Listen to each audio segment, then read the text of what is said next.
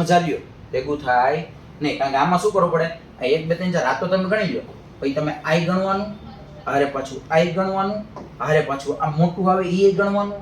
એટલે આની અંદર તમે જો મથવા બેસશો ને તો તમારી 15 થી 20 મિનિટ ટૂંકી થઈ ગઈ. આપણી જે રીત છે એ કરો. શું? તો કે 4 ગુણ્યા 4. જો 1 2 3 4, 1 2 3 4, રેડી? 4 ગુણ્યા 4, બોલો ચોકે ચોકે 16.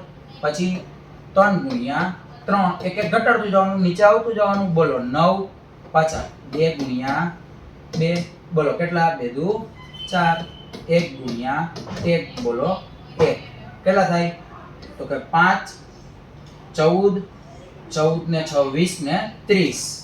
આપણો જવાબ થઈ ગયો 30. તો આની અંદર કેટલા ચોરસ સમાયેલા છે? તો કે 30 ચોરસ આની અંદર સમાયેલા છે. ગણવા બેસાય નહીં. હજી કહું છું